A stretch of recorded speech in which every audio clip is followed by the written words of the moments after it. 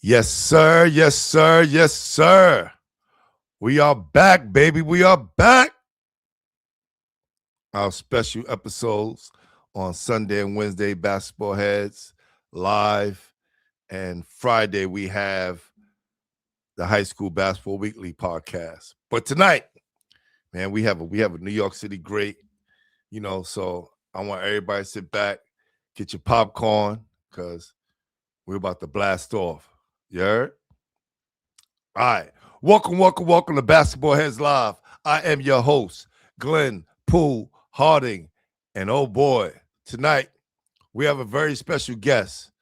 This basketball head is a Cardinal Hayes legend who played for legendary coach Tom Murray, who was just honored at this year's Tom Kinchowski Foundation. So salute the coach. Still kicking, still doing his thing. But this basketball head was an all-city player who led the Cardinals to the 1987 CHSAA City Championship before coming up short to Malloy, led by Robert Wardan and the best player in high school history in New York City, Kenny Anderson. This basketball head was heavily recruited, but chose Xavier University to continue his basketball career.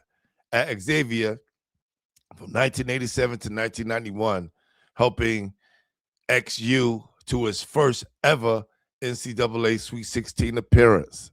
So salute to that. That's a big deal. This basketball head was a 4-year starter who helped Xavier average over 24 wins per season. He is second in XU all leading assists. And in 2003, he was inducted into Xavier Hall of Fame, making him a legend in high school and college. Not too many of us can say that. So, without further ado, please welcome to the show, New York City great Cardinal Hayes and Xavier University legend, my guy, my brother, Jamal Walker. Y'all ready?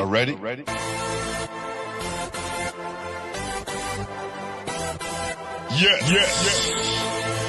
You have just stepped into the world of chaos. Where everybody goes hard. Come on. Go hard. Go hard. Go hard. Go hard. Go hard. Go hard. Or go home. Never back down. You gotta hold your own.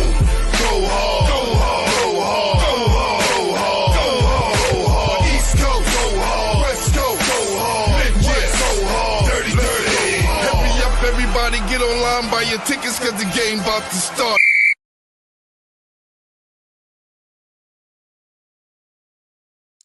Jay, what's happening, brother? How you doing? Glenn, what's the deal, my brother? I'm so happy to be here. Thank you. No doubt. Listen, it's a pleasure, man. It's a pleasure, especially to have somebody from our class come up and pull up on here. It's always special when we can do that because, there's a timeline, right? Sometimes I got to go way back on some guys, or some guys I got to go speed up a lot, and catch up to where they at. But, man, we fall right in line, man. How's everything been going with you, brother? Man, living my best life, man. Happy to be alive, happy to be still here. We're in our 50s now, baby. So we're on the second way around. So it's a beautiful thing. That's right, man. You still look good too, bro. You still look good, man. I'm trying to be like you when I grow up. Hey, Glenn, you looking real good. I'm like, I gotta make sure I'm right when you told me to come on. Got the head shining, so I made sure. There you go. We all come on here. We bald now, a lot of us, right? Yeah. You did a great job. Them pictures. I was like, God, that look good. That look good. Yeah. Listen, I tell this technology, man. A lot of us, our pictures are getting older and older and aging. So, we got to spice them up a little bit, let everybody know. You know what I'm saying? We still got that flair to us. Yeah, you did. You represented, no doubt. No doubt. So I want to jump right into this, man. Yeah. Who introduced you to the game? My mother had me outside. Salute to Mom Dukes. Yeah, had me outside shooting the ball. You know, my uncle, he was a basketball player, and we grew up in Patterson Projects, Tiny Archibald. Yeah. So they're very close, my uncle and Tiny. But my mother put me on the court. And after that, she put with Mr. Page, Mr. Gardner Page. I don't know if you ever heard of Mr. Page, but Mr. Page had everything, taught the fundamentals in the Bronx and had us ready to roll. So I started around 6 years old. So I was really, starting, to learn the fundamentals. And, he had me out there, doing ball handling drills and push-ups and sit-ups, all type of stuff in order to, build my body up and build my character up, man. So, but I just fell in love with the game, man. It was just outside. You know how back in those days, we were outside, That's right. We wasn't inside. We was outside. Inside was a punishment. Oh, man. If we had to stay inside, that was the worst. It was a punishment. So, yeah. That's who did it. My mom's, yep. Mm-hmm. Yeah, Mr. Page, and there's Mr. Pages all around New York City. Yep. Those community coaches that kind of gave us that first, real experience of basketball and got our minds in the direction that need to be early on. In my neighborhood, we had Thomas Diggs, we had Gil Reynolds and Sonny Lewis. Gil Reynolds being a major piece because that's who Mr. Diggs sent me to. And again, another community coach like Mr. Page, who kind of had his hand on all the ball players coming up, right? Just like Mr. Page in your neighborhood. Yeah, in my neighborhood, in the Bronx. 31, PS 31, elementary school, and then IS 183. No doubt. So he had a son, and that's more Patterson than anything. Yeah. So no doubt. It was all love. Yeah. Pat Pote 44 said I graduated. Hayes 85. Jamal was an underclassman at the time, just breaking opponents down, coming up the court. Handles for days. That's love. They coming in. They coming in. G Mice 151. What's up, family? What's up? What up, family? My guy CK from upstate, one of our connect from upstate. Who helps us with our high school podcast and gives us the connection to all guys upstate. New York, upstate New York. Yeah, we forget about that. Yeah, we represent the city, but they got some ball up there. Yeah. There you go. Yep. CK definitely was a nice point guard at Xavier. Yep. Well, he's here in the flesh.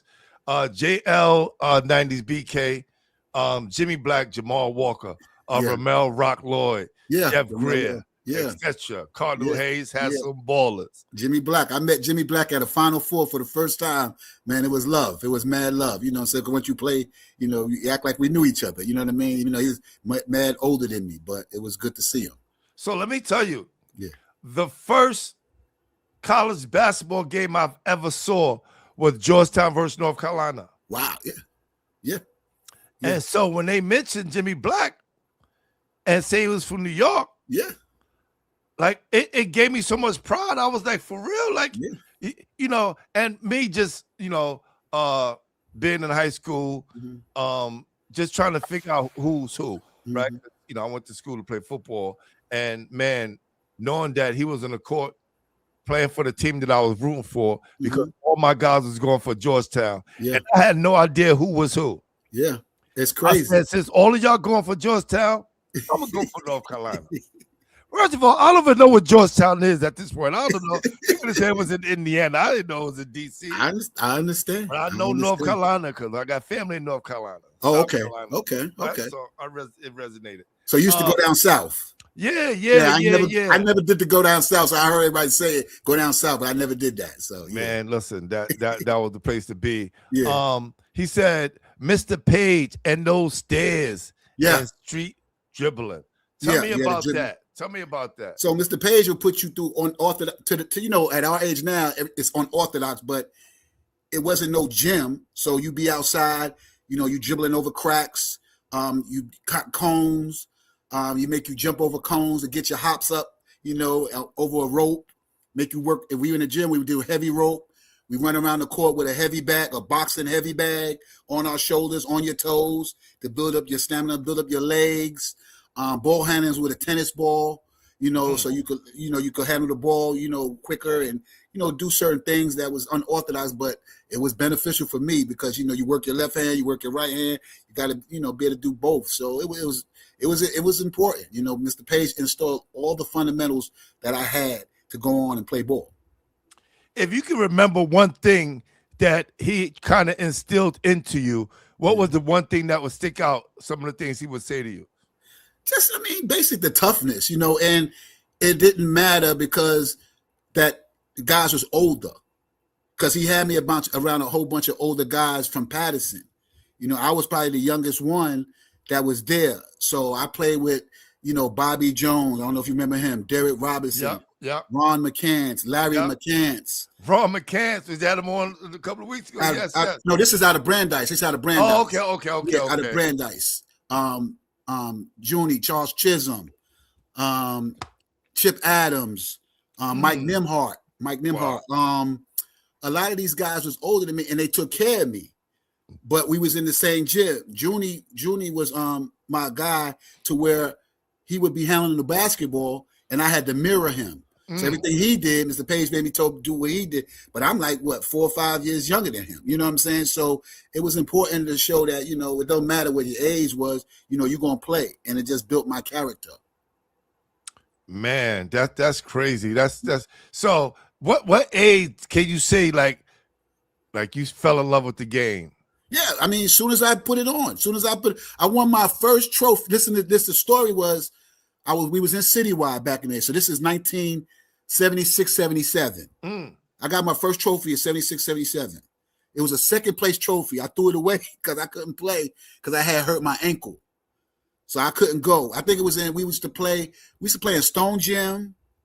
We played everywhere, Intercession. Everywhere. Mr. Page had us. Mr. Page used to make us walk everywhere, man. So I don't know if you know Harlem. Yes. So I live in Patterson. I live in Jackson Projects. So in those areas, I meet Mr. Page on the Grand Concourse. Yeah. And then we walk over to Riverside Church. Stone Gym was next to Riverside Church. We're walking over there. Right. And then walking back. You know what I'm saying? And this is like every Saturday, Sunday. It was like easy for us, but that's how he instilled, toughness and stamina within us. So, and it was all of us, you know what I'm saying? So it was a good deal. You know what I'm saying? I learned a lot. I gained a lot. Who are some of the younger guys that was your age that you was competing against coming up around that time? I can't really remember, but I know when I first started, it was me and Larry McCants, right? Me and Larry McCants. And I think he was 1 year older than me. So we played biddies and all that stuff. The first biddies we played was so Rucker, it was Holcomb Rucker. Yeah. Rucker used to be, but Rucker was a tournament for the young kid. We used to play in Mount Morris Park. Yeah. So in Mount Morris Park, they had biddies and midgets, and then the Unlimited was down the other big court. So after we play our game, you go watch the Unlimited. So that group right there, biddy group, I can't remember the name, but Larry was always with me. And then, we played and different things. And then once I got with Small Fry. Now Small Fries was with Tony Childs. Yes. And Paco. And I was younger than those guys. Yes. I was younger than those guys. So about Carlton Screen. Carlton Paco. Yeah, Paco. Yeah. Paco, I'm letting the audience know. Yeah. Everybody know him as Paco, yeah. But I don't know, like the names, other guys, just because, I've been out in Cincinnati 37 years, Glenn. It's all coming together to where New York and Cincinnati. But, yeah, man, I played with a lot of guys that was really, really good. But, I was developed because Mr. Page. Hey, man, Xavier's been good to you, brother. Yeah. No doubt. Yeah. Dow. Biggs Galloway said, "Peace, bro. I'm from Mount Vernon, New York, and I was locked down in VA 1990. I saw you play against Georgetown, and you got off. Salute. Mad love. I appreciate that, bro. People don't forget, man. People don't forget. Yeah. They love that. Fight fit. Hey, Glenn, so many Georgetown fans, man. it was crazy. And my man was on the team, Davey Edwards, rest in peace. That's right. Yeah. And so that was all love with my man Dave, but it was about that business. Man, listen, you do it on that big stage, people never forget. Yes, sir. Yes, sir. Yes, you know what I'm saying? Yes, He said, that's my XUOG, Flight Fit 32. Oh, okay. Yeah, Darnell Williams. Yeah. There you Darnell go. That's Williams. right. What up, D? What up, D? Yeah, D Flight. That's right. That's right. In Brooklyn. He's in Brooklyn. He's He's with you, Glenn. That's a fact. That's a fact. Friend of the show. You've been on the show. Oh, okay. Yeah. Yeah. So when we talk about some of the local legends, you had Tiny Archibald, right? And Larry McCants and all these other older guys that kind of inspired you. Yeah. Who was your favorite basketball player when you was coming up? Isaiah Thomas. Isaiah Thomas. Now, you got to remember, in those days, he was on TV a little bit, you know what I'm saying? Yeah. So, but locally, I grew up watching basketball all day. I was on 145th, 139th, 135th, you know what I'm saying, watching ball, King Towers. Yeah. So, I got to see Pearl. I got to see Fat Daddy Boogie. I don't know if you remember that. Yeah. Come on. I got to see Andre Irvin. You know what I'm saying? I got to see Artie Green with the Marquette. Him and Sam Worthen. Yes. You know what I'm saying? Yes. I was on 139th. 145th had Chick All Stars. Yep. So I was on 145th doing that. I was always involved with basketball, watching. You know what I mean? So you watch and you learn. Then you have my block. You know what I'm saying? With Richie Adams, you know what I'm saying? Rest in peace. Rest in peace, Richie Adams. You know what I mean? And then I said, like I said, Patterson had everybody coming out of there. So I'm with those guys. So I was just around the game all day and every day. So that was me. You know what I mean? I didn't do nothing else. I didn't play football. I mean, we played the street stuff, but I played basketball all day, every day. No doubt. Man, I heard so many stories. Had Kenny Hutchinson up here. He told me about Pearl pulling up the King Towers on a motorcycle. On a motorcycle, you know what I'm saying? Yeah. It's like that. Pac-Man chain. I think I watched Pearl in the Gardens play against Fat Daddy Boogie, I think. I want to remember. But I remember the one guy I did see that was crazy was Andre Irvin. And I remember him because he had top 10s on. I don't know if those were top 10 Adidas or something he had on. Right, top 10. He was above the rim. I think I went to Columbia that day or something. Is it Columbia or City College? But remember, City College had bad basketball too. Yes, that's a fact. Yeah, I was everywhere. You know what I'm saying? That's what the pros used to come back and play. Yes. Yo, man, Mecca, New York is the Mecca, man. I got to see it all. and we was doing it first before anybody was doing it. So big too. Doing it big. And no internet. So you had to be there or you get talked about. Word of mouth was so strong back then. It's beneficial. Yes, sir. No doubt. So Xavier University had a lot of Catholic school players. Yep. Jamal Walker, Sherwin Anderson, Darnell Williams, etc. Yeah. Wow. Let me read some more. Flight Fit, yes, sir. And then then TU Holloway, Long Island's finest. Wow, Stone Gym. We all went to that joint with smallest F. Yo, man, Mr. Patience stick me and Larry in the corner and just say shoot when y'all get it. That built the confidence up. That's right. Yeah. Listen, there's nothing like a coach installing confidence in you. I saw this post the other day. Yeah. This college coach, he was very adamant about him being against coaches who take kids' confidence away. I experienced that my sophomore year in college. No doubt. The coach tried to, after a great game too, and because I beat out one of his players that he recruited, who was a senior, and I took his spot. Yeah, New York, baby. That's what you're supposed to do. He tried to shake me down. He just happened to be from New York too. He's for the Catholic School League. So. Okay. To Mount St. Michael's, my guy Mike Burke. Salute. But still.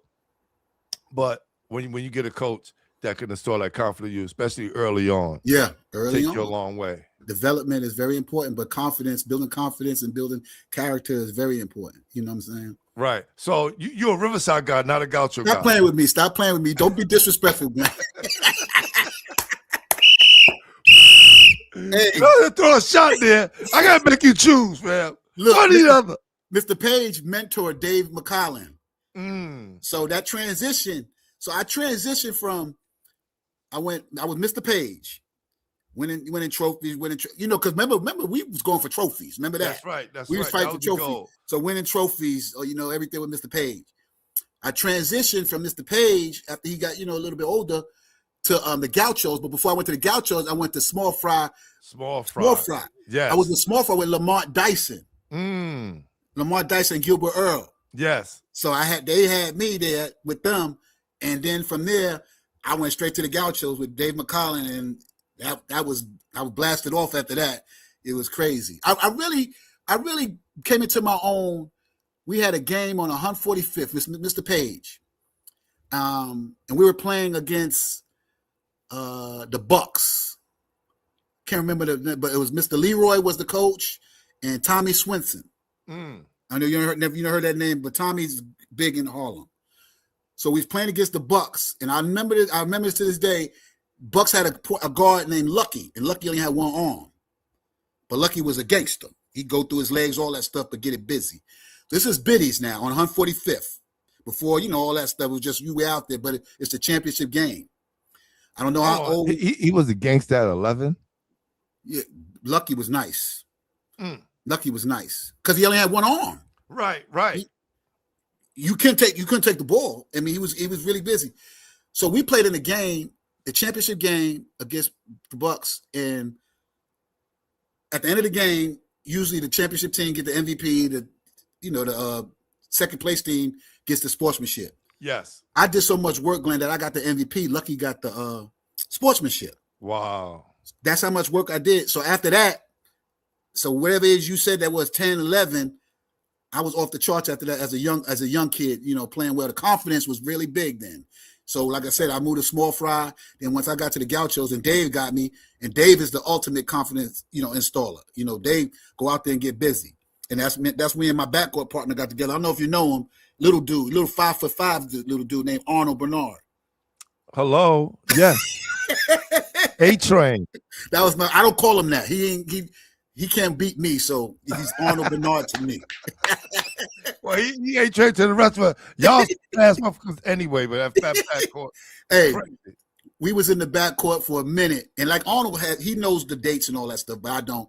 But we've been in the backcourt so much that Dave gave us our little nickname, Batman and Robin. I don't know who was Batman, I don't know who was Robin. Right. But when he put us out there, it was on. You know what I mean? So after that, man, it was on. Then we added Billy Singleton. He added Darryl Reed. Brooks, Darryl Reed. No, Chris was older than us. Right, but he played. Sweets played with us in some tournaments. But I'm talking about that age. Me, Darryl Reed, and Billy. That full core was outside. We was everywhere playing. You know what I'm saying? That was the team that played against the Russians. Yeah. Yes, sir. Carlton Hines, Andre McCullough. Yeah. We had your man from Brooklyn, Cornelius Holden. Yeah. Walter Hurd. Russ Smith. Now, Russ Smith Sr., not the junior. Russ Smith. Is it Cornelius Muller? Muller, yeah. Yes. He went to Xavier, I thought. Yes, he went to Xavier. Yep. Ramses Kelly, who was my partner at Cardinal Hayes. Ramses Kelly. Mm-hmm. We still brothers. So, yeah, man, we had a nice team, man. And Billy has all the history and information for that team. But we was winning. And Dave, Fat Boy, Dave Jones, we call him Fat Boy. I call him Fat Boy. He's from Patterson. Right. Fred Neal. And then Lou Dalmeda was, he had the money. He's the chairman. That's right. Yeah. That's right. Yeah. Eric Kennedy, what up, E? He says it's a travesty of justice that Jamal Walker, Boo Harvey, and Mousy McFadden didn't get drafted. Oh, that's love right there. That's love. Boo, come on. Boo was a different sandwich, yo. Yeah, definitely. So I remember Jamal. Eric Kennedy, and this is like the fifth person that said this. What? They said this on my Instagram, and Eric Kennedy is saying it now. He said, I remember Jamal giving Kenny Anderson the business. Oh, man. Let me tell you something, man. That was a big game. You know what I'm saying? Because, what Catholic school was big. It was like the Big East during that time. New York Catholic school was like one of the top leagues in the nation, not just in New York, in the nation. So you know how Catholic school is, but with that situation with Kenny being who he was, and I being who I am, I'm in the Bronx. We playing at Fordham University. So the streets come out, they just want to see a little something. Chill out. It was 2,500 people there, fam. Yeah, relax. I'm saying. Okay. I'm saying that's what it was. That's what Fordham held. But the block was there. That was crazy. You know what I'm saying? Because like I said, I'm in Jackson Projects. So everybody's showing up. So you put on a little show. But Kenny was a different sandwich. Kenny was a great player, but he had great teammates. You know what I'm saying? Because you talk about a sophomore who's dominating, but these guys, Ralph James, who people don't give a lot of credit to. I did. Okay. 6'4", 6'5", could get busy. And then they had the other dude, my man, what's his name? The 6'8" He went to Bowling Green. He went to Bowling Green. I don't know his name. He's a white guy, right? No, that's Robert Wardan. They had another dude. They had another 6'8" white guy. Oh, really? Yeah, they were stacked. So Kenny would really, if you look at it the way the age race go, he could have been fourth option. Coach Curran made him come off the bench because, that was out of respect. That's what these coaches did. That was his freshman year, sophomore year he started. When he started, yeah. But when we played against him, he came off the bench. Okay, but I'm saying he gave us numbers. Crazy. Yeah, he was. But when you give somebody green light, like you talked about earlier, the confidence you install in them, Kenny had that, and then he's getting it from the block. He's getting it from Kenny Smith and Kenny Smith's brother. So you can't take nothing away from Kenny Anderson. He's a top player. You know what I'm saying? But I wasn't scared of him, and I didn't back down. And you got a chip on your shoulder. He's a little bit older, so you like, I'm not letting this dude embarrass me. Like, but we didn't have enough. Me, Ramses, Obi, Frank Nitty, Tank, Leonard Robinson, Candido Rivera. We didn't have enough, but it is what it is. It was a great experience though to be there. City championship. That's what it's all about in New York. You know what I mean? That's a fact. Yeah. People care more about the city championship than the state. Yeah. That's what I said. I didn't. When they did an all state team, I'm like, I don't care about the all state. I want to be all city. All city, baby. All city, That's baby. Right. That's right. That's right. E. Kennedy said I was there when the Gauchos played and the Golden Hoops at Columbia University. Jamal, Arnold, Carlton were awesome. Yeah. That another thing they don't have anymore. Golden Hoops gone. Golden Hoops you couldn't wait to play in there. I went to see it first. I went to see Boo and Rod play. So now we couldn't wait we was after them in the Gaucho gym.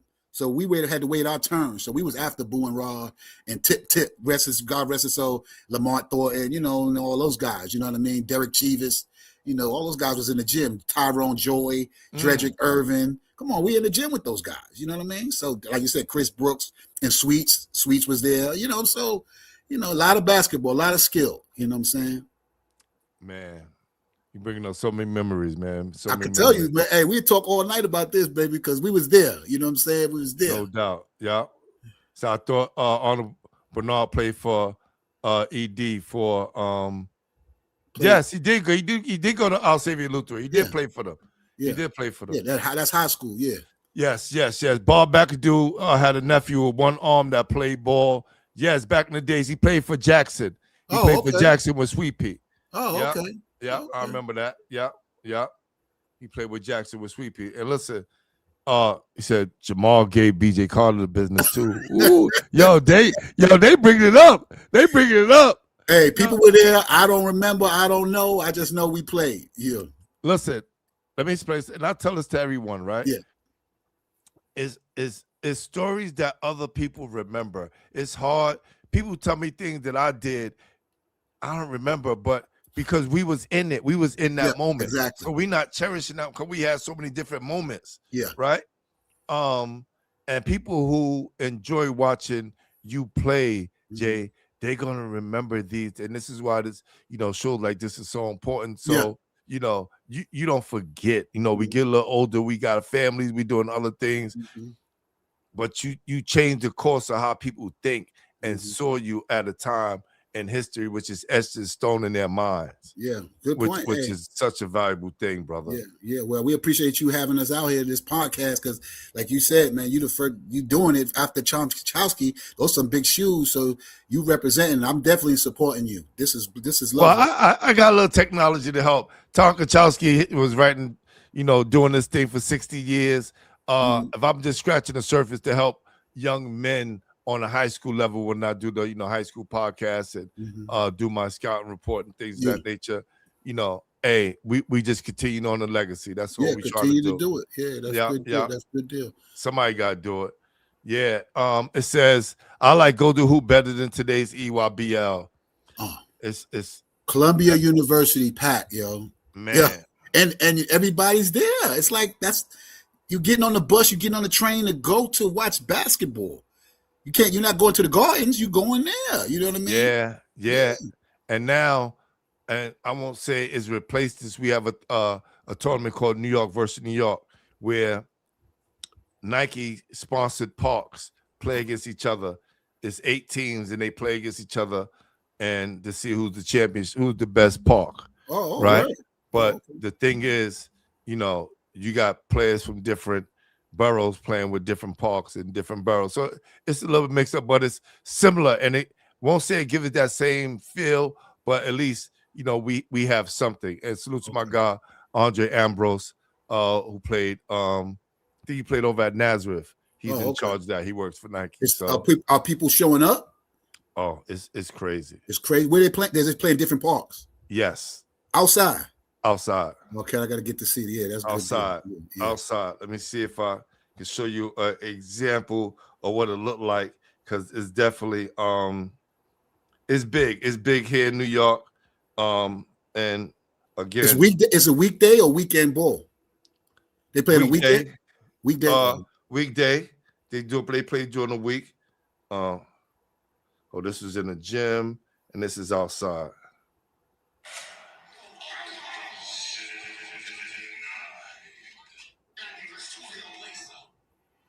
Oh, okay. Yeah. Oh, glass backboards? Yes. Oh, what? all the parks got glass. Mostly all the parks got glass backboards now. Oh. Breakaway rims. Look. I'm like, hey, Poop. I'm like, what? Glass yeah. Especially all the big tournaments. Okay. They definitely have. I'm just glad they outside, man. That's the essence. You got to play outside, man. Yes. These kids don't understand, there's ways, got to get to the basket. You got to finish all this. I ain't mad at Steph Curry because, he did what he do. But it's about getting to the basket, getting buckets, right? I ain't coming out no fast break, pulling up for no three. Listen, look, and this is why I guarantee you don't watch NBA like we used to do back in the days, because everybody played the same. There's no creativity, and everybody dependent on a 3-point shot. Yeah, you can't get by nobody. Ain't no more breaking nobody down. No more. No, ISO. And now you got dudes getting $100 million and they playing the zone. Yeah. Hey, I ain't counting they change. Hey, it is what it is with that stuff. Yeah, man. But I'm a basketball thug. I love it, man. I love it. Can't do nothing without it. So, is it because you played for the Gauchos that you went to Cardinal Hayes? No, honestly not. You guys had a pipeline. There was the Riverside guys with the Talenton. Yes, they did. Right. And Malloy and Christ the King. There you go. There you go. And Gauchos was Rice. But Cardinal Hayes didn't recruit nobody. Mr. Murray, he ain't had that, so he wasn't recruiting nobody. So, I went to school from 183. I went to Cardinal Hayes on a humble. I didn't want to be around girls, so I had to go to all boys school. But I was, I walked my Jackson Projects 10 minutes from Cardinal Hayes right across the bridge, so that wasn't no problem for me. You know what I mean? So the biggest day was just to get some type of organization academically. And then, my goal was to get out of New York and play ball by getting out. So, Cardinal Hayes fit my personality. It wasn't no issue there. So, and playing was just, Mr. Murray, he ran a tight ship. In Catholic school, you play freshman, you play JV, you play varsity. You hear the rumblings. Oh, you should be playing varsity as a freshman and all that stuff. But I'm so glad we went through that progression, because I met my best friends, my brothers, from freshman all the way up to our junior year.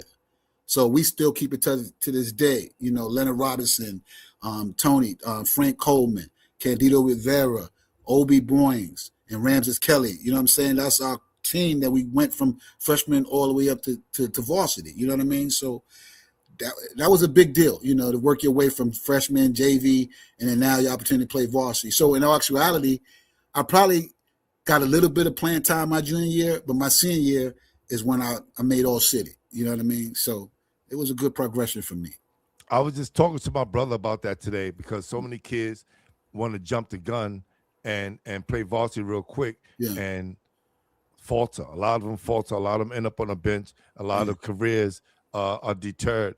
Right. I was mentioning that the Ratcliffe twins, who are now going to USC from Stepinac, 7-footers. They both of them played freshman ball. Right. And then they wound up being McDonald All-Americans their senior year. Right. All City, went to a great university, became Hall of Fame. Right. So I think sometimes the kids try to rush the process. Parents try to rush the process, and it never really works out or pan out. Oh, I see. Pop Jennings played for Malloy. Pop Jennings played for Malloy, and I think maybe he probably was a little bit ahead of Kitty and Ralph. Oh, he was? Okay. Yes. He went to Bowling Green. Oh, okay. Thanks a lot, Big Rob. Thank you.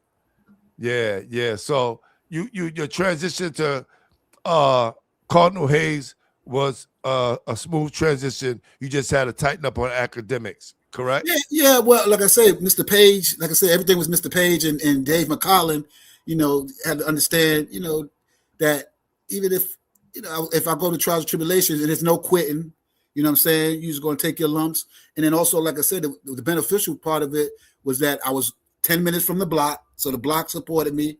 And then, like I say, with the Gauchos, after I leave Cardinal Hayes, I'm going to the Gaucho gym. You know what I mean? So, and then I'm talking about the original Gaucho gym was 197. Right. In Harlem. So, so I get on my bike, I'm going over there. So it was good for me. It wasn't made for everybody, but it was good for me. Man, you was one of the ones who built the building blocks to the new Gaucho gym now in the Bronx. Yeah, definitely. Definitely was involved in that. Definitely. So, so that was a big deal for us because, like I said, going to 197 was, that was unbelievable because, like I said, Pearl might walk in, what I'm saying, guys from Boys and Girls walk in, like I said, Rod and Boo and Tip. And then, like I said, even when Mike Boogie, Tipp's brother, we all together, with the Gauchos, I played with your man, my man Juju, yes, he's an Juju. Juju Marbury, before state, tell Juju I said, what's up, Juju? Definitely will do. I ain't seen Juju in years, man. I used to be my man, Yeah. So he was in the Gaucho gym too, you know what I'm saying, with me. So, man, met a lot of love in the Gaucho gym. Me, Arnold, Dow Reed, Billy Singleton. And then, like I said, we added Andre McCullough. We added Carlton Hines. It was love, man. You know what I mean? But to see all those other guys, Dredgick, Kyrie Irving's dad, you know what I'm saying? Silk, Smooth, Nasty, you know what I mean? And so all you could do is just watch and then you learn because we didn't have, the internet and all that stuff. So you have to actually go out there and get busy with those guys. So, Dave had a good thing going there. It's a lot of talent. All he had to do is all the guys you naming is crazy, bro. All he had to do is sit back and say, "Yo, play hard." Right. Because I don't remember all that worrying about playing time type stuff. You got in there, you got busy. You know what I'm saying? And you come out. You know what I mean? So it is what it is. Those workouts was masterpiece. Yeah, no doubt.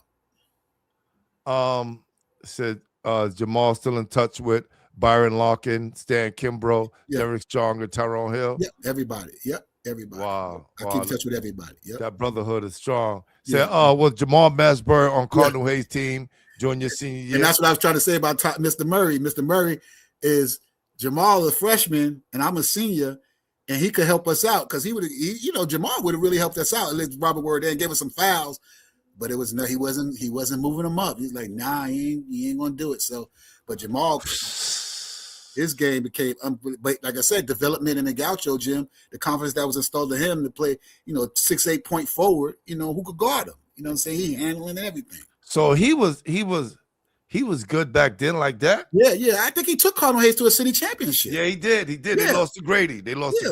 Yeah, he took Cardinal Hayes and said that wasn't nobody else but Jamal. I mean, I don't know who was with him, but I know, he was the main man. I know that for a fact. No, it was him. Yeah, he was the main man. Yeah. For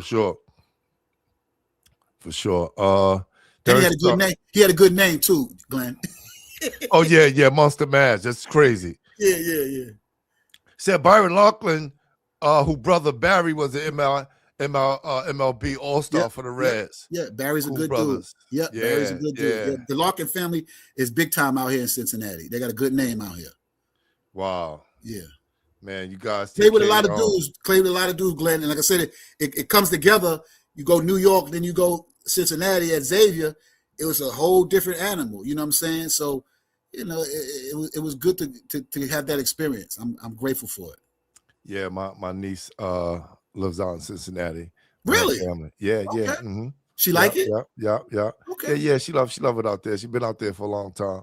Oh, okay. My nephews, they all out there. Yep. Okay. Yeah. So Mike Boogie was a beast with the handles. Would have paid serious money to see him battle Booger Smith. That would have been crazy. Okay. Yeah. You ever seen Booger Smith? Yeah, I saw the video of him. Booger. They was similar. Yeah. Okay. Very, very similar. Yeah. Very similar. So when did you really start to come into your own?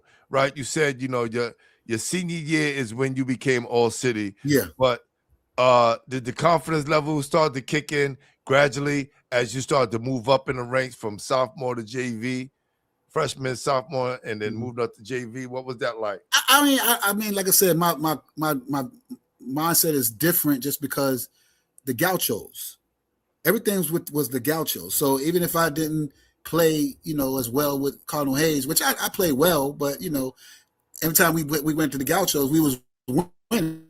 Winning builds a lot of character. And traveling the way y'all travel when people were traveling, y'all was traveling everywhere. Yeah. So we won, you know, we won a national championship in AAU. You know what I'm saying? We beat the Russians, you know, in that situation. So Cardinal Hayes was just icing on the cake because, you know, that put me on the map for the all city situation. And that's a big deal. I didn't realize it was a big deal until I got the jacket from Daily News. And I'm like, oh, my name is on this joint? And that's big card. That blue and gold, baby. Sky blue and gold. Right? Hey, Glenn, I think I still got it somewhere on my chest. You know what I'm saying? So, yeah, that was a big deal. But, yeah, once, and then, you know, obviously with New York, at that age level, we're not worrying about the NBA, but definitely want to get out of New York and get a, you know, scholarship somewhere to go for free. And that was more important to me than anything, going to school for free. So, you know, the opportunities to get recruited and go visit and, you know, see other places was a great experience for me. And, you know, I just happened to fall in the Xavier lap at the right time. Who was your rivals at Cardinal Hayes? Everybody. Rice. Remember Rice High School? Yeah. Bishop Lachlan. Remember Bishop? And we couldn't beat Talentine ever. With Red, Malik Sealy, right? Red, yeah. What's the Brian Reese, Jerome Holmes, God rest his soul. Jerome went to Xavier after me, and then, like I said, I think we played St. Anthony's, and they had a good point guard back then, St. Anthony. Kenny Wilson or something his name was. It wasn't Rivers. David Rivers. No, David was before me. David before me. So it was somebody after named Wilson, I think. And then the Hurleys came. Yeah, then the Hurleys came. Yeah. Yes. So we was playing everybody. We ain't play Christ the King. We play Malloy all the time. But yeah, Rice, Bishop, Lachlan, you know, Talentine was, you can't never beat Talentine. It was just, you know, and that really hurt because they had Riverside guys. Right. You know, so it was definitely, like I said, the CHSAA was a beast every time you played, man. Anytime you play, and your gym is going to be packed because everybody's coming in and can play, you know. That's a fact. Drill to skill, you right. Mash did win the city championship on the Catholic school side. That's my brother Ramses. Yeah, drill to skill. Yeah, that's Ramses. Ramses Got Kelly. You. Yeah. Got you, man. So you was playing with David Kane too at the Gauchos. Yeah, Dave was younger. Dave. They had a real good backcourt. I think Dave and Ice, Jerry McCullough. Mm-hmm. They was. I mean, but we, like I said, the progression. Like right. we was behind Rod and Ty Joyce. We was behind them, me and Arnold, and then they was behind us. So it was always something, you know, to build on. You know what I mean? So you stack like that, you know, good things gonna happen. Like good thing, man. Y'all had the best of the best, man. Yeah, and we had good coaching. Yeah, he said first class traveling 1987 AAU Junior Olympic champions versus Michigan AAU. Yes, and we beat them in the championship, and they had pros on that team at that age. Who was on that team? You remember? Anderson Hunt, Doug Smith, Ooh. Mark Macon. Ooh. Somebody, what's the Wyoming? Wyoming are killers. Yeah, they had a bunch of them, man. Doug Smith, Missouri. Steve Smith, Michigan State. Oh, Steve wow. Smith. Yeah, Steve Smith. I said Anderson Hunt when UNLV. So they was stacked, and they kept it stacked. You know what I mean? So it was that was a big deal for us. But we, there was no names back then. It was just, you go out there, New York. We represent New York, so you're gonna have some trouble with us. You know what I mean? So, what was your recruiting process like? And who were some of the schools that you were considering outside of Xavier? Interested. It was I was only 5'8" back then. So, obviously with that situation, it took time for me to get, to develop, after my senior year. So, I got a couple of Division II opportunities. My uncle had Tiny come see me. Now, Tiny was coaching at University of Texas El Paso. Yes. So Tiny comes with his contract, his letter of intent at the house, the department, and sits down here, Jamal, sign it. No visit, no nothing. My mother's like, get out of here. We ain't doing that. But Tiny tried to look out for me, and luckily I didn't go because he left the next year. The way Xavier got me was I was playing out in Las Vegas. It was me, Lloyd, Arnold, like our crew. Mm-hmm. Everybody, when we was out in UNLV, everybody was out there to see Lloyd Sweets. Of course. Yep. So when we go out there, we had different courts, different games. One of the games I got the MVP. Played real well. What happened was Pete Gillen was at one of those games. Pete Gillen, yep.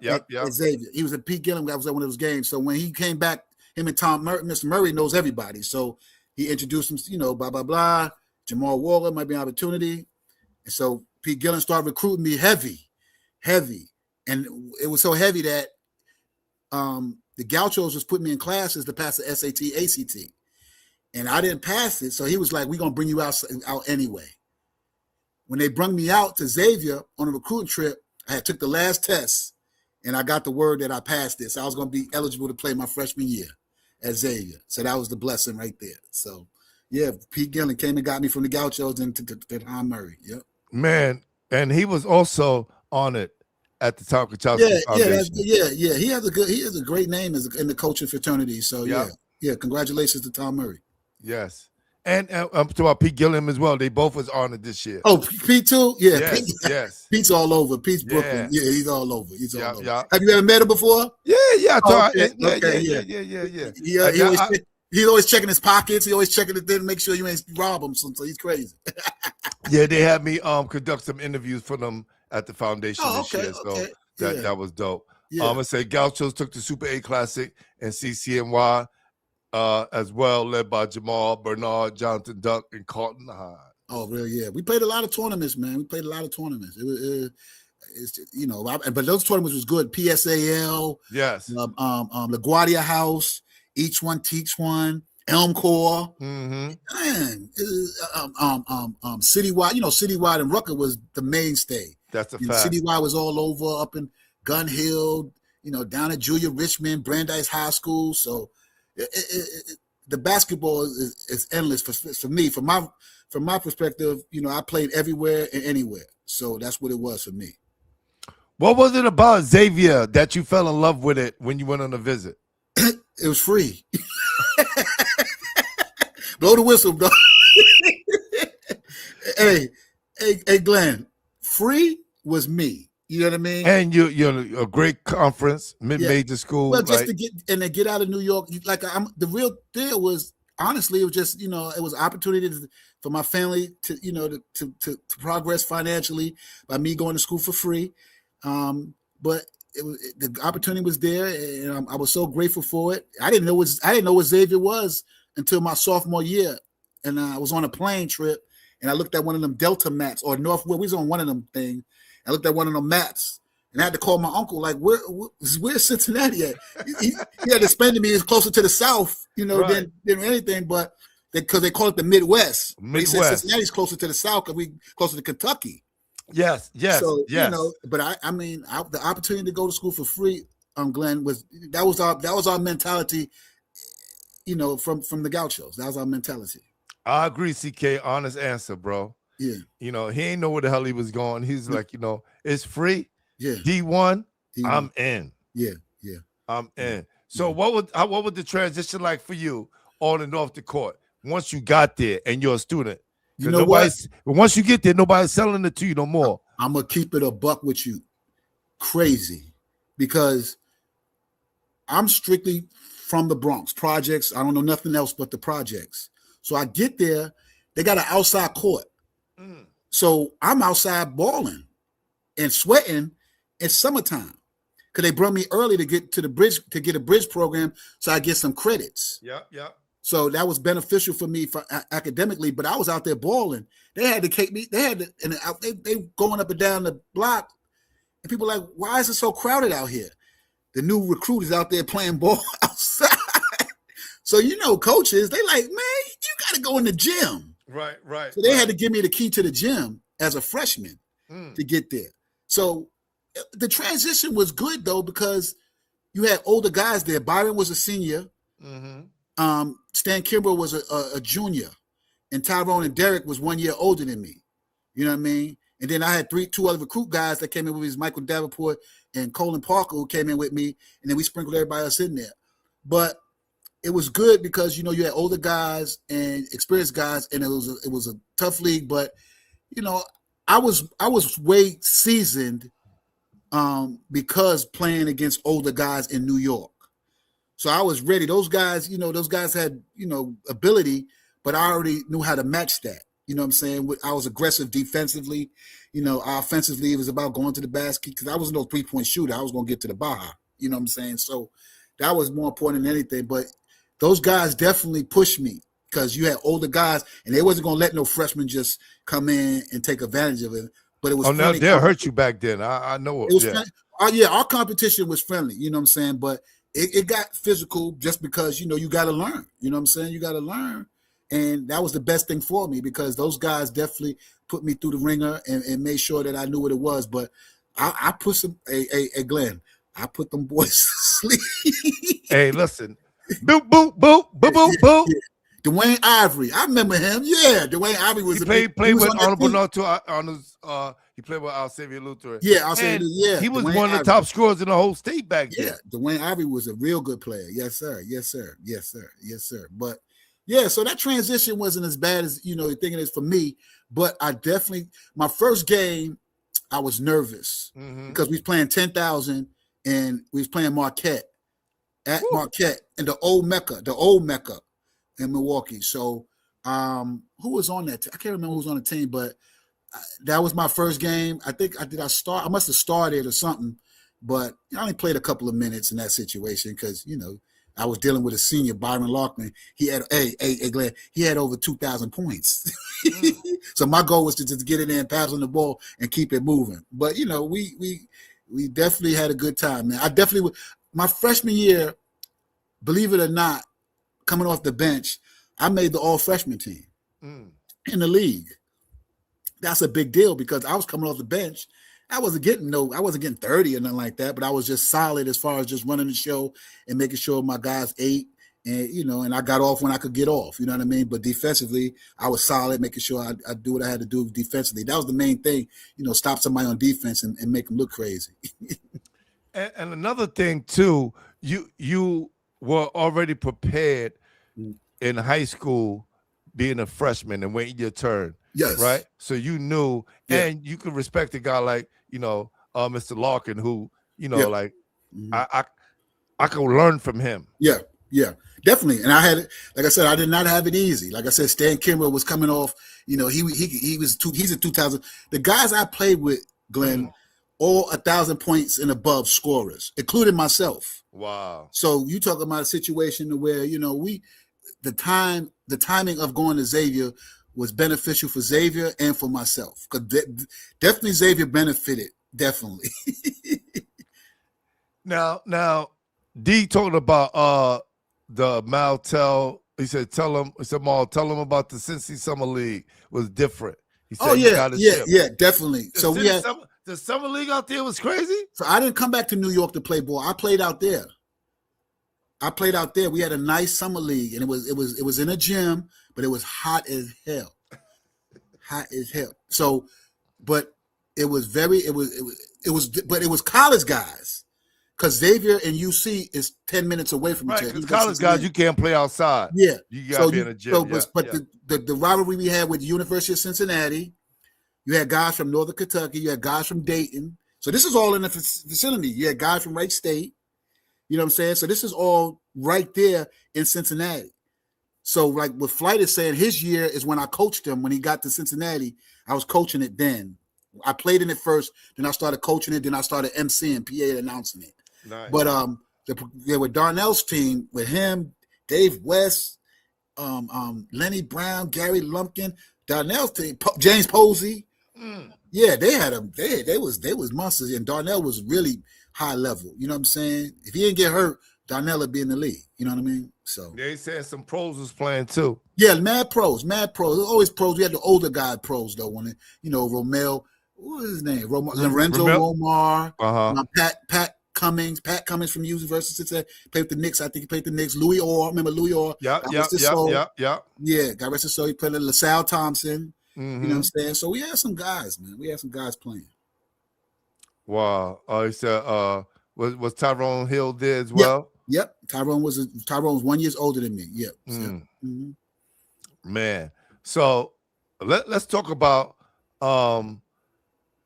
you playing on CBS. It was Chevrolet Player of the Game. All right. Let's talk about that Georgetown win, which is huge in 1990, where they weren't losing to anyone, bro. Yo, let me tell you something, man. And you know, Glenn, you from the East. You know the beast of the East. You went to school in the East. Everybody wanted to play in the Big East. Yes.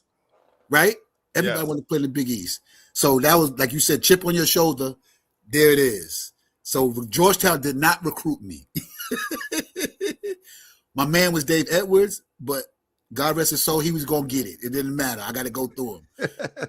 John Thompson, the legend, you know what I'm saying? You're going to get it. So the biggest deal for me was I knew my family and my friends from the block was watching. So once I found out, I think we was playing on either Channel 7. CBS, baby, Channel 2. Channel 2, there we go. So you know what it was. So once you find out you on TV, that's what it was there, B. So I put on a little show. I wasn't supposed to, but hey, Glenn, it's 45, 50,000 in the because we played in the dome. So it's 40,000, 50,000 watching that, and that's to go to the Sweet 16. What is that like, bro? Like, I'm gonna keep it a buck. The most I think I played in front of, was 11,000. Was 11,000. Yes, and we didn't play it in the Carrier Dome. We didn't play in the Carrier, but 11,000. We're a small school, right, in Cincinnati. So we come out. So in the NCAA, you do your practices until open practice, so people come to see you. So people are there, but they ain't there. So when we coming out, they laughing at us. We got guys falling. It's different. Now when Georgetown come out, you got Alonzo Mourning and Dikembe Mutombo. They start heating up in there. So that made it even more to like, oh, I can't wait. You know what I mean? I can't wait. But 40, 50,000 filling up a dome, and you can't really see nobody, but they there. You know what I'm saying? And you hear it, and everything is ooh. The video of the game is on YouTube. Most of my games are on YouTube. But I was just doing things just because. Just because it was on Channel 2, and I was gonna go around the block, Glenn. That's the real truth. I was gonna go around the block, shout out Jackson Project, shout out Jackson, shout out Cortland Ave, Park Ave. I was like, everybody's gonna watch. I'm coming back home with the chip. We didn't have a chip. This is just go to Sweet 16, but it felt like a chip. Man, but that was your school first time. Yeah. Getting there, you beat Georgetown, you beat Nebraska, right? But Nebraska's my senior year. Okay. Yeah, so my 4 years at Xavier, and you went to school, so your biggest deal, you want to go to the big dance. Yes. So my freshman year, we go to the big dance. Xavier's coming off going to the big dance before I got there.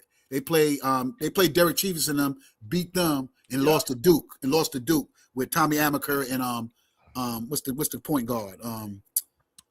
Johnny Dawkins. Johnny Dawkins. So they lost to them. So my freshman year, we win our tournament. You win your tournament because we are one bid tournament. The MCC we were in, Midwestern Collegiate Conference. My freshman year, we get Kansas the first game. So that's Danny Manning. And Danny Manning the Miracle. So they bump us. Yes. And they win the whole joint.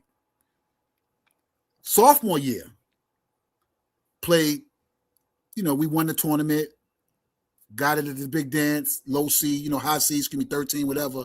Our first game, guess who it was against? Michigan. Glenn Rice, Ramil Robinson, Sean Higgins, Mark Hughes, the rebound, Lloyd Vaught, all NBA guys. Yeah. But remember, I got NBA guys on my team too. Right. But you know what happened? Glenn Rice turned it up. Man, he was so dangerous, man. Yo, he's 6'7", 6'8", and hold the ball up high where you can't block it. And he's simple. He ain't high, all that. But we had him, but lost, and then they wound up winning the whole thing. Yeah. So that progression from that to beating Kansas State and then going to Georgetown, Cincinnati, we lost our mind. I mean, you could have threw a parade. You know what I mean? Just because of that. Because that's a progression when you go. And then my senior year, we went and we beat Nebraska, who was ranked like 10th in the nation or something like that. And we weren't ranked at all. And we lost all our NBA guys, but we had two future NBA guys there too with Brian Grant and Aaron Williams. Yeah. So we always had NBA guys, you know what I'm saying, on my team. So it was great, but yeah, ain't nothing like that NCAA. And you know what it is. And man, NCAA. And nothing like it. Yeah. Nothing like it. Yep. Eric Kennedy said, I remember that game. Dave Edwards missed key free throws towards the end. Yep. They started showing the game because Loyola Marymount. Oh, yeah, it was killing Michigan. Was killing. So that Dave Edwards, God rest his soul, my man was not a shooter. No. So, and Dave would give you 40 if you let him. Right. So the game plan, in college you do scouting reports. So you cut that water off. Our thing was we pack it in on Dikembe, we pack it in on Mutombo, Dikembe and Alonzo, and let Dave shoot. So Dave played a good game, outside game, but that was the game plan, let him shoot. And then cause we knew he was going to wear down. So, and it worked, man. Dave did not make any free throw at the end of the game, man. We kept fouling. He couldn't make a free throw. And we pulled that game out, man. And Georgetown wore me down. Cause I was they played, and they so physical. I was trying to do some crazy stuff, and I was tired, man. I was tired. But I hit the free throws. I hit what I had to do to end the game, which was, that's part of, just that progression. Man, it says that during that game, 1991, went over Nebraska. Yeah. You collected 18 points and 8 assists. Yeah. Which is crazy. Like I said, I had the two young pros, but me, Jamie Gladden, and Mike Davenport, we were the mainstay within that. So we played a solid game. And the thing about it, Nebraska never been there before. Mm-hmm. My group been there. So, right. And that's a big deal because, like I said, we was playing in a dome in that too. It was in Minnesota, so it was packed in there too. So it wasn't 40,000, but it was packed in there too. So we was ready for it. And after that, we won that, and I got hurt. I got hurt during that game, so that ended my senior year. That ended my my career as far as playing basketball, in college. But it was a great run. You know what I mean? Man. Run is crazy. It says 4 years as a starter, you help Xavier, of course, 24 wins per season. Then you compiled the 97-31 record, winning 75, 70%, 76% of your games during your 4 seasons, including the NCAA bids and Sweet 16. So you recorded its 2 best season records with Walker's junior year, 28-5 in 1989-90, and a freshman year, 26-4, which is absolutely crazy. Yep. So then your senior year, you scored double figures 19 times, including 8 of the last 9 games. He also enjoyed the excellent 3-2-1 assist to turnover ratio, which is absolutely phenomenal. Mm-hmm. Yeah, right? That was important for me. Yes, sir. That was definitely important for me because they always talk about New York basketball players. We throw the ball in the stands and all this stuff. No. My turnover to turnover ratio was very good. Yeah. Mm-hmm. Nah, that is crazy, man. That's crazy. Said Dave Edwards had 19 points that game. Eric Kennedy. It's a little did we know would be his last game at Georgetown. He transferred to Texas A&M. Yeah. Man, Boston, DC was a dangerous place back then. Oh yeah, word, yeah. Crazy place back then. Yeah. So, again, you guys get to the Sweet 16. Yeah. What is campus life for y'all when y'all get back? Or what is the airport like? Let's walk us through that process because I want to kind of live through this. You know what I'm saying? So Glenn, after the game, like obviously we're kids still, so there's no cigars and none of that drinking. I never drank, I never smoked in my life. Right. But turning up, it was a great day. We get to the hotel. Now, you've been in the NPC suites before. They got balconies. Yeah. Every balcony was filled with Xavier alumni people and people that was at the game. It was unbelievable, man. And I don't know what time we got back home. We was going back home to go to a show. We was getting on because we took a bus. We took the bus there. Mm-hmm. We wasn't big time. We took the bus to Indianapolis. It was only an hour and a half. So after we got through all the, the shaking hands, kissing babies, signing autographs, kicking it with everybody, we got on the bus to come back.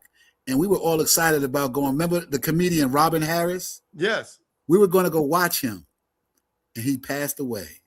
Wow. Yeah, we was going to watch him in Cincinnati. He passed away. Yeah, we was going to see Bebe Kids. We was ready to go see Bebe Kids. But once we got back on campus, man, unbelievable. Xavier's not a big school. When I was there, Xavier wasn't a big school. Now, of course. Yeah, now it's a different they got we used to play at the Cincinnati Garden where they knocked it down, but we played off campus. Right. We had to get bused to the actual game, but people still supported us. It was a 10,000, 11,000 seat arena. It was a hockey arena. It was the Cincinnati Cyclones. So the ice was under the court. Make the floor wet and slippery. So when we got back on campus, it was an unbelievable feeling. Like you said, like we won a chip, and it was just Coach Gillen didn't make us forget because we were supposed to play. We had to play Texas the next game, but we enjoyed our time. We had a good time, man. It was a good run. The people enjoyed it, and that was a major thing. It brought a lot of recognition to Xavier. Obviously with Tyrone and Derek, they was going to get drafted, in that situation, and they did, and had wonderful careers in the NBA. But that year really standing at 89, 90. We played Laurel and Marymount with Hank Gathers and Bo Kimball. We played a bunch of teams. Anthony Barnett. That league, the year, the league was unbelievable with NBA draft picks with Anthony Barner, Miguel Knight from Dayton, Tyrone and Derek. Tony Smith was at Marquette. Who else? Bo Kimball, of course. No, Bo wasn't in the league. He wasn't in the league. The California he wasn't in the league. California. But I'm just talking about the league, just MCC by itself, because it wasn't the Big East or anything. But that year we had a bunch of NBA guys. Cincinnati was Cincinnati independent? Yeah, Cincinnati probably Metro League or something like that. Okay. But that was our rival. So that was our rival. We beat them. I hit a last-second shot on them. So we had Cincinnati locked. That Nick Van Exel was there as well? No, he's after me. He's after that. Got you. He's after. Yeah, him and Corey Blunt after. Yeah, but we all cool. We all cool. So yeah. So what did you hit the last second shot? And was it at their home or your home? It was at our home, but we were ranked in the nation, and they had a good team. So they came into the house, they tied it up. It was never, our rivalry was always big, you know what I'm saying? Obviously with Oscar killed everybody. So, so they was up on us, probably like 20 games as far as the rivalry situation from wherever 1960s, 1950s. But, that year with Tyrone and Derek, we were just ranked, and, UC was coming in with a lot of confidence. It was Bob Huggins' first year. So that rivalry, so that game is always hyped. So I happened to be hyped that game, hitting shots, dunking, doing a lot of things. And, it came down to the last second shot, and I was taking the ball out of bounds, threw it in bounds, and nobody was guarding me. So I ran in, and got the shot in the corner. Hold on. Yeah. You going too fast. You took the ball out. Took the ball out. What was the play? Ran for you? No, it was ran for another guard named Jamie Gladden. So once I threw it in, and nobody was guarding the ball. I ran to the corner. He threw it to me, and God behold, I hit the shot. Game over. Yeah. So that was a big deal in Cincinnati. That was a real big deal. It went to overtime for the first time in history. So that was an overtime game. They were up on us. So I still talk to those guys terrible to this day. No doubt. Go crazy to them terrible. Yeah. But I was hitting a lot of game winners back then. So it was a good. Xavier was good to me. Xavier was good. Yeah. What year did you get inducted to the Hall of Fame? 2003. 2003. Yeah. 2003, they inducted me in the Hall of Fame. So this is a great year. Yeah. Because LeBron goes to the league. Oh, okay. And 50 Cent album drops. Wow, really? Get Rich or Die In Trying. the club? Yes. Oh, okay. One part of history. I always equate 2003 with those two things. Wow. Yeah, that's a big deal then. I appreciate that. when did you find out that you was being inducted? And when you found out, what was your reaction? It was morally for my family, situation. I'm not more for the accolades. I'm more for about winning. You know what I'm saying? And like I said, I'm more representing. You did that. Yeah, but I'm more representing with the hood. My love came from Jackson, Patterson, and all that, Melrose. They showed me mad love. I was in their Hall of Fame already. You know what I mean? So as long as I was in my people's Hall of Fame was good. But when Xavier was icing on the cake, we did that because it shows we did. When I got out of Xavier, I was the only guard in Xavier history to have over 1,000 points, have over 500 assists. The only person that came that did it after me was the young fella, Tu Holloway. After 20-some years. Wow. So I was proud of that, in that situation when you talk about numbers and all that stuff. But it was a good run. I think I changed the culture. I think I was the pipeline for a lot of New York people to come to Cincinnati, to come to Xavier. So we recruited some nice, good kids, you know what I'm saying? Because I was there, you know what I mean? And it gave me the opportunity to see I could do it. And that was my goal, you know what I'm saying? To change the culture, to change things. And I think I did that. Nah, man, what a great career, man. And let's go figure, man, things would have probably went differently if you don't pass that last ACT test. What's really crazy, I'm gonna tell you a story, is the way I met Dave Edwards. We went to because Dave was 1 year, 2 years younger than me. So whatever. We went to a camp, Bernie and Ernie camp. When they first, because Bernard King was Bernie and Ernie camp. It was in Long Island. So my senior year, they wanted to blow the camp up, so they put me in the camp. Hey, Glenn, they gassed me up. They put me in the limo and brought me out to Long Island. I don't know nothing about no Long Island. Big time, baby. Hey, you ride in the limo back then? You Hollywood. And I didn't know what Long Island was. I just knew, they had me. So I went. Me and Dave Edwards met there. That's when me and Dave Edwards met. So we bonded. I think we spent the week there probably. So I come back. The next week is 5-star. I'm gonna tell you the story. Wow. And I hope my mother's watching. So the next week is 5-star. Yeah. So when you go to 5-star, what happens after that? If you do your thing. Yeah, McDonald's All-American, baby. So we talk about I'm going in there with the whole Gaucho team. That was our week to go. I get the word that I'm paid for, I'm good. Guess where I can't go? My mother tells that he can't go because I got to babysit my sister. And I don't lie. You serious? My mother did not care about none of that. He just came back from a camp. He ain't going to the other camp. He has to babysit his sister. But guess what? It worked out because I sit down to lunch with Pete Gillen at one of the Final Fours, and he says, Jamal, if you go to 5-star that session, we don't get you. Because, now everybody else. He said, we don't get you. Wow. So it worked out. So love my mother. God bless. She ain't do no wrong, but it is what it is. Nah, but your career could have went differently. Totally different. Totally different. I got hurt my senior year. I hurt my thumb. So I didn't go to, remember the wheelchair classic? Yeah. I didn't do none of the all-star games. You know what I'm saying? Oh, I forgot Mouse Michael. Remember, what's my guy? Gordy Winchester. Yes, Mouse Michael. They was good. They was good too. Yeah. But yeah, I didn't do the wheelchair classic. I didn't do none of the all-star stuff. I had broke my right thumb. So I sat out. But 5-star, I was going to turn 5-star out. But my mother said you couldn't go, man. So it would have turned out differently. But God has a plan, and I worked through it. I worked through it. Definitely. No doubt. If it's something that you can do, hold on, let me see before I even ask you this last question. Let me see. Okay. Okay, no, that's cool. All right. If you could change one thing about your basketball journey, what would it be and why?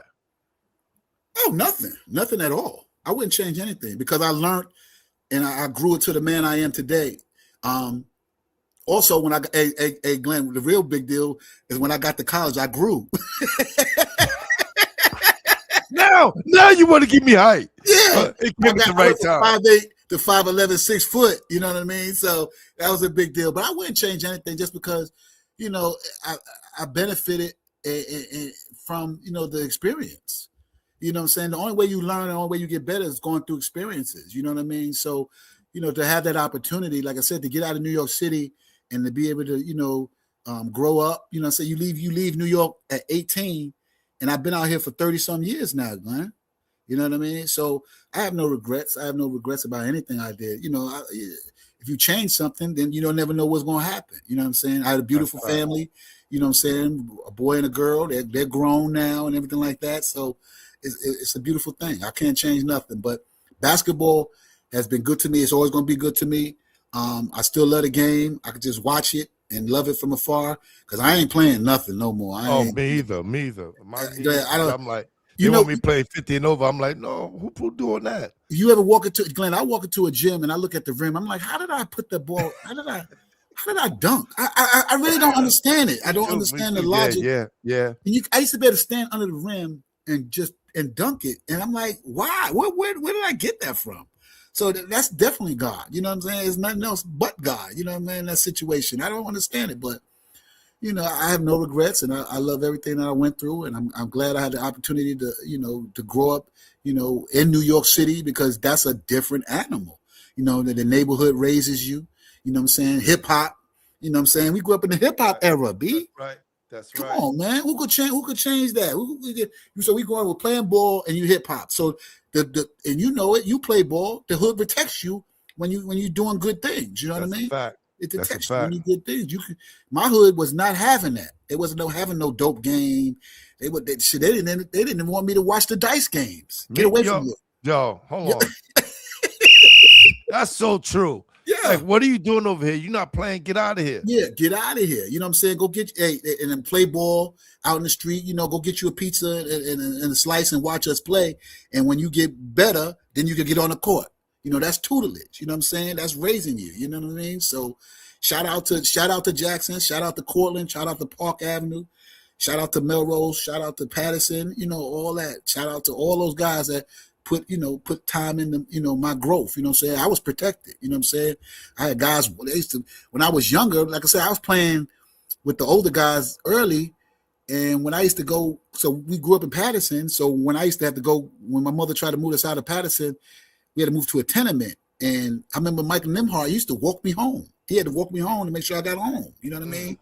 That's just love right there. You know what I mean? Then you don't know what's going to happen, but I was protected and they took care of me, man. It was all love. You know what I mean? So, like I said, shout out to all those people that put time into me, man. Dave McCollin, Fat Boy, Dave Jones, Fred Neal, God rest his soul. You know what I'm saying? Lou Almeida, DeMar Dyson. You know what I'm saying? All these guys, Gilbert Earl. Mr. Page is the ultimate, you know, guy that installed in me on how to play ball and how hard to go. So it was just beneficial to just grow up in New York. And at the time we did, man, hip hop, come on, man. Nothing like it, baby. Go outside. You got to go outside to the jam. You know what I'm saying? That's right. It's you know, you watch the electric boogie, you watch them get busy. You know what I mean? It's crazy. But playing ball outside is the ultimate thing in New York City and winning trophies. Yeah, winning trophies. That's a fact. That's a fact. Yes, absolutely. So Sherwood Anderson too. Yeah. Facts. The streets knew the ball players and Yeah. protected them. Now it's a different. Unfortunately, that's such a fact. Like Yeah. I got protected by. I won't say. First of all, I thought I was gonna get robbed, but it wasn't that situation. 50 Cent, the gangster, the original 50 Cent. Yeah. He was from my hood. And word. Okay. as I was coming from a game, you know, he called me over, and you know, I've seen him rob people. I've seen him, you know, assault people. Yeah. And God rest his soul, because he brought me over and he told me, he was like, "Yo, Slim, you nice. You got a future with this ball, right?" He said, "Don't be like them suckers over there." Yeah, There was a group of guys playing dice. And he said, "Stay here. Watch this." He went and robbed the dice game. And he was like, "I told you they suckers." Yo, I was sitting there flat. I was like, "Oh my God." Like, and I always tell this story because I didn't know he was watching me play. I didn't even know he was in the park that time. But somehow, some way, he found time to tell me to stay on the right track. And usually we hearing that from the positive people, street people, but from a real serious gangster like that, he wasn't getting no money out of me anyway. I had the tall Sonny Do Ice Tees. Remember the tall? Yo, remember Sonny Do? The Sonny Do, and it was cold. That's a fact. At the Associates. That's right a fact. Yes, sir. 50 Cent for a whole full carton, like. Yo, man, the slice and a soda, B. That was what it is. Yes. Stone Jim, slice and a soda. That's all we knew. You know what I'm saying? Fact. That's what we play for. And White Castle, B. yes. Get mad little burgers, right? Yo, White Castle. Play for food, B. That's what it was. So yeah, it's all good, man. I love it. Chutney Thompson, what up? Appreciate you, bro. Yes, sir. Definitely was. So let's have some fun, man. Yes, sir. Ready to get into our top 5? Okay. Let's do that. All right. Top 5, baby. Top 5. Top 5. All right. Turn to your microphone, Jay. Listen, here you go. Yeah. You only can pick 5. Okay. You can't pick no more. Nobody off the bench. Okay. Jay, is either going to get you in trouble because you ain't mentioned nobody, or who knows? You set me up, yo. What's the deal, man? Top 5 what? Top 5 guys you played with. Oh, with? That's easy. Me, Arnold, Billy, Dow, Reed. You can't pick yourself. Sorry, I forgot to mention okay. Well, like I said, that 5, and then you throw Carlton Hines. No, okay, you only pick 5. Carlton Hines, Dow Reed, Arnold Bernard, Billy Singleton, and Jonathan Duck. That's 5. And then no. See, I knew it. It always happens. Yeah, you always want to throw somebody else in there.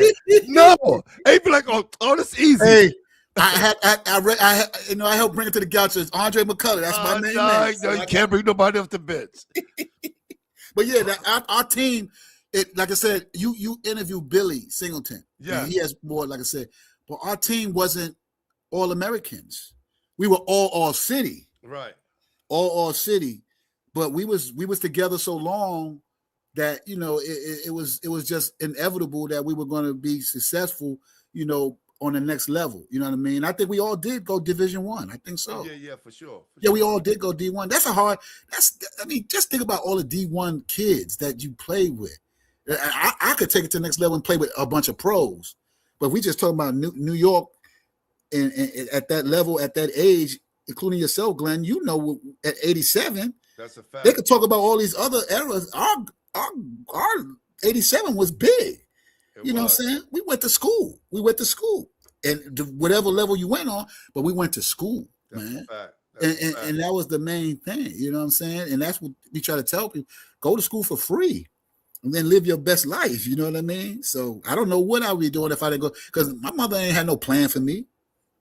It's no disrespect, but keep you safe. Yeah, we in our 50s, getting out of New York and being able to do the things we doing now. Like I said, with yourself, you know, being as positive you are, that ain't easy, because you know, trials and tribulations, you go through it, and you want, you know, you hear all this, you know, fake stuff. You want the money, but is money gonna really make you happy? Yeah, you know what I mean. So, you know, I think, you know, basketball was a major contributor to my life. contributed to our life. And I think that for a lot of people, if you play sports, you're in a different category anyway. Yes. Football, Yes. basketball, baseball, any other sport you play, lacrosse, whatever, boom, boom, boom, tennis on down. If you play sports, you're in a different category because you're being raised differently. You know what I'm saying? You're being taught differently, and you're carrying yourself differently in order to stay, focused and to stay positive and to stay strong, because it all goes into one. You know what I mean? And Yeah, you hear the stories about, people falling off and doing this and that, but if you focused and you play sports, you're gonna be successful. You're gonna be that's successful. right. And we're part of the fortunate group that are still here because we lost a lot of our soldiers. And yeah. God bless everybody. Yeah, you know what I'm saying? That's definitely salute to them. All right, top 5 guys you played against. Played against. Ooh, college, right? Anywhere. Oh, okay. Ooh, Lord. I played against so many. I know. That's why this is so. I know. It's the hardest part of the show. Let me see. Well, Bo Kimbo. Yeah. Right? Mm-hmm. I played against Purvis Ellison. Mm-hmm.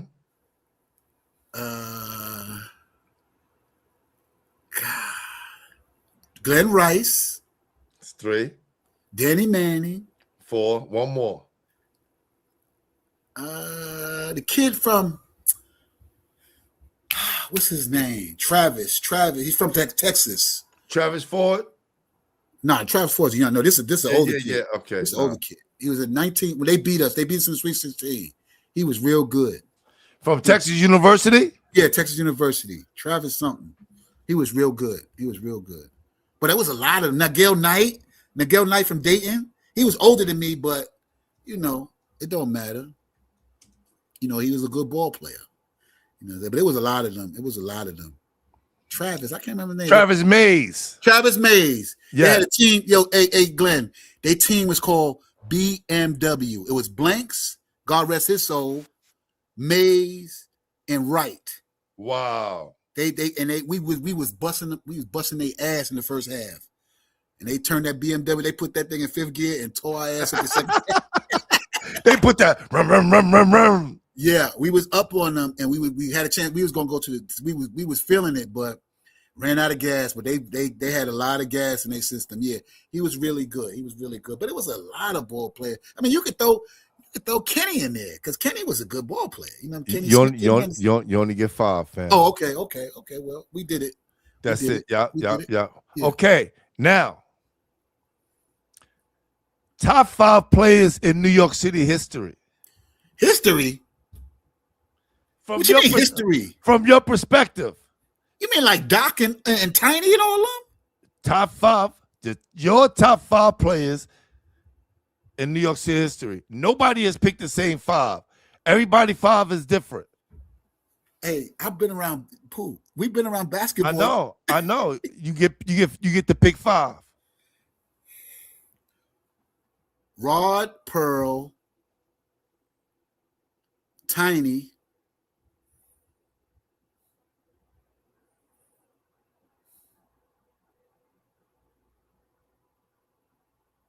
Kenny Hutchinson,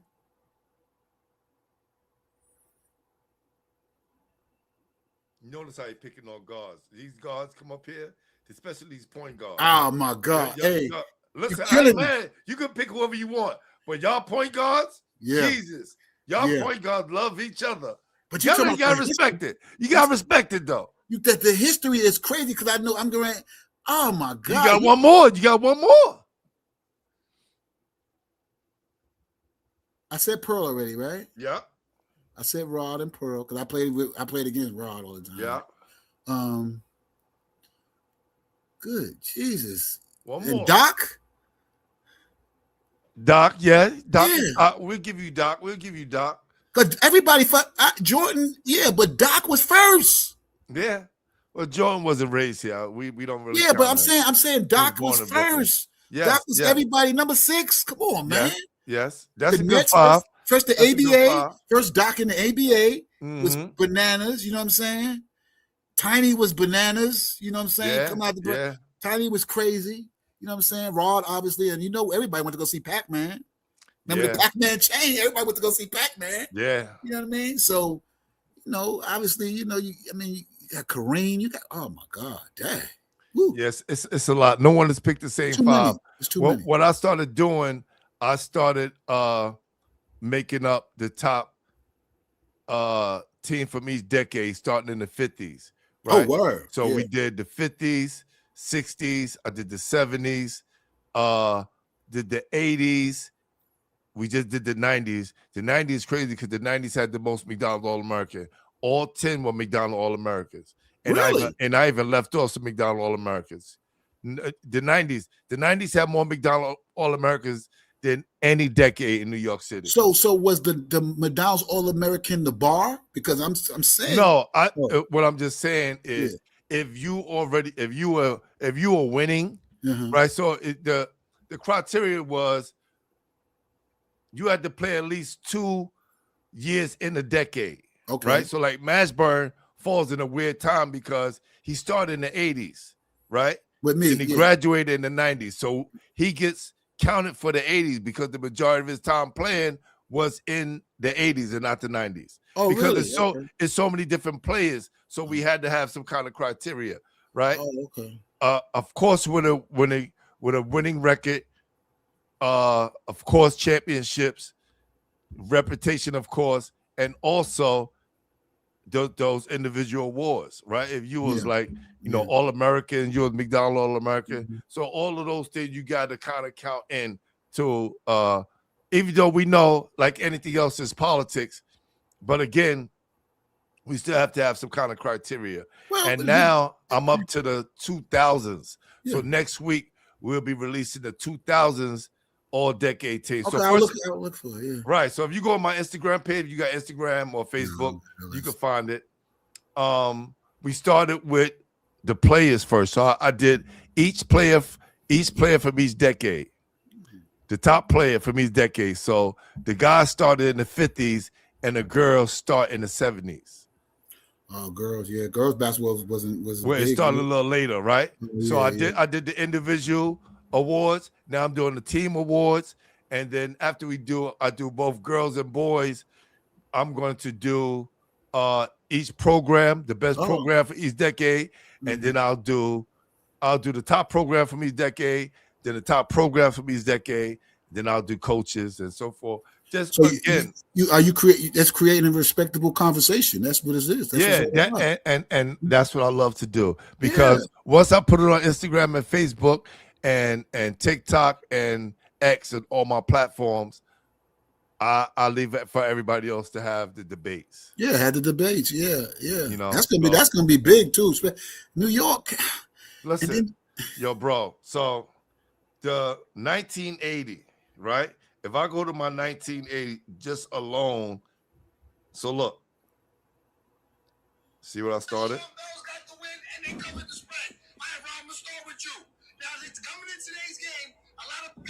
That's street ball, right? So now you see, like, salute to my guy, Shea Baby TV. He does a great job. He calls himself the Stephen A. Smith of street ball. That's the guy that's doing the interviewing? Yeah, doing this, because, anyway. Yeah. Show love. I always show love to the guys. So just to keep, before I get you out of here, a perspective of what happened when I did the all 80s team, right? Right. And I just put up the all 90s team. So the all 80s team, Kenny Anderson was the top player in the 80s. Really? Right? Kenny Anderson, we think about all his accolades and him being in the Hall of Fame, that jersey, him and Kareem. So it's Kenny Anderson, Pearl Washington, Walter Berry, Kenny Smith, Mark Jackson, Chris Mullins, Lloyd Daniels, Boo Harvey, Ross Strickland, and Derek Chivas. Can't argue with that, right? So, but it's no Kenny Hutchinson. Ooh. But it's no Ed Davida. Boo is on the list. Boo is on the list. Yes. Oh, okay.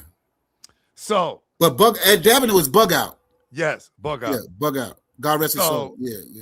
Just to give you an idea, right? 189,000 people saw this post. Oh, okay. Right? Yeah. And then you got another 700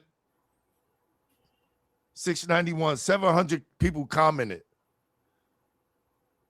Right? So this is just the comments of people having their opinions about who should have been on there, right? So you're never gonna get it perfect for everybody. No, it's not perfect, but it's everybody's opinion. I do it to the point to where you look at those people and be like, damn, all those do belong on this. But what about him? What about him? And that creates a great conversation. Great conversation. Yeah, have a talk. Hey, Glenn, and we'll be out on the bench talking all night about the shit. There you go. Right on the bench. There you go. There you go. Yo, I did my 90s. I had to turn off the comments because I had put Ed Cota. Ed Cota was one of them, right? Okay, yeah. But Ed Cota, because there was a discrepancy whether he played 2 years or 1 year in New York before he had to leave and go to prep school. But he came out and said, I should not be on this list because I only played 1 full year in New York and like a half a year. So I said, okay, now I'm going to leave it up to the people. So I gave the people like a week to vote, and Eric Barkley won that out. It was between Eric Barkley. He went to St. John's. Yeah. Okay. Talik Brown and Charles Jones. Those three had the most votes. Charles Jones, that kid. He went to LIU. Yeah. Yeah. LIU. Yeah. So New York, that's New York. That's all New York. So what are you gonna playing, like I say, playing ball in New York is a crown. You wear a crown. If you said you played ball in New York, obviously public school, Catholic school, two different things. But if you play ball in New York, so the next question is, who'd you play for outside? Well, I played for the Gaucho. I played for Riverside. I played for the Madison Square Boys Club. I played Madison Broncos. I played for Elmcore. I played, Brooklyn, USA. I played, it's crazy. So Sonics. What's the Sonics? I remember the Sonics. Right. But that's always great conversation on the bench, sitting on the bench, just chilling in the summertime. You know what I'm saying? Get you an icy and just kick it. You know what I'm saying? So, yeah, I've been out here 30-some years, but New York is always going to be in me. It don't matter.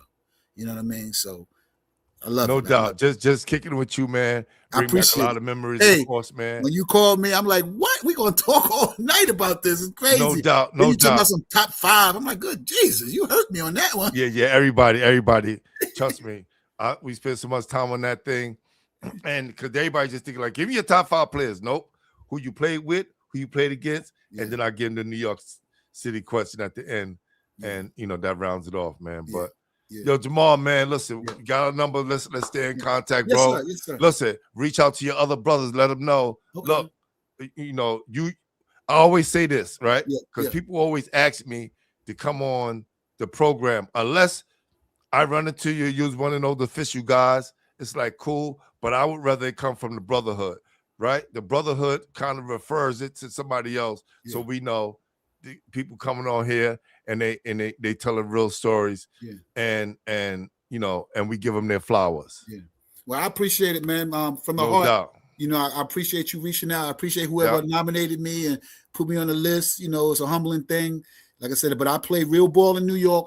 I'm straight up from the projects. You know what I'm saying? And I appreciate everybody that's watching. If you're watching, and it's all love. I didn't say your name. It's still love because, we from the city, baby. So, no doubt. Holla at me. Legendary status, man. You did on both ends, brother. Appreciate you. Yes, sir. Keep in touch with me. I appreciate no doubt. You, always. Yes, sir. Thank you. All right. Yeah. Man, oh, man. Man, you got to love it, right? You got to love it. But you got to love it when people are authentic and they come from an authentic place. All of these guys that we bring in this program, man, they love New York City, man. When he first stepped on the court with Mr. Page and was getting that tutelage early on, you could tell that he fell in love with the game and carried it over.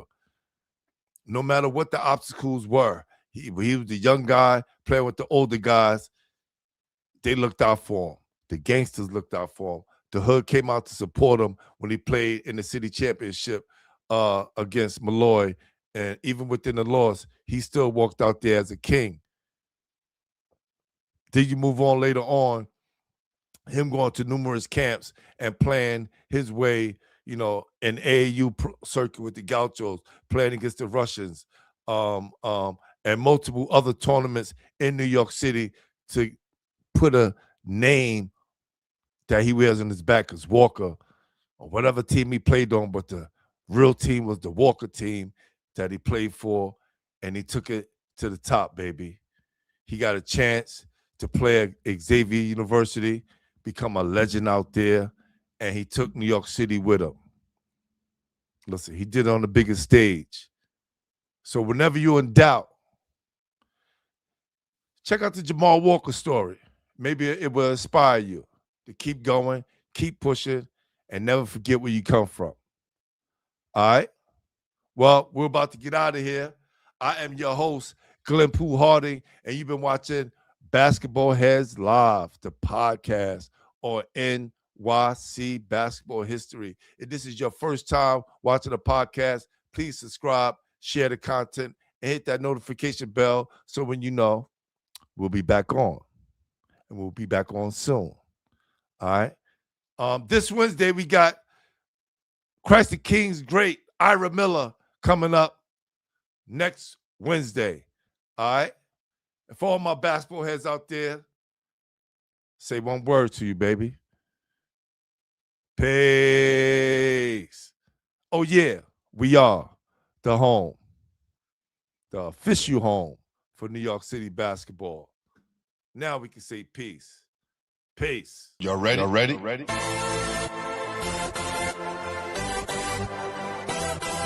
Yes. You have just stepped into the world of chaos, where everybody goes hard. Come on. Go hard. Go hard. Go hard. Go hard. Go hard. Go hard. Or go home. Never back down. You gotta hold your own. Go hard. Go hard. Go hard. Go hard. Go hard. East Coast. Go hard. West Coast. Go hard. Midwest. Go hard. Dirty. Hurry up, everybody. Get online. Buy your tickets, cause the game about to start.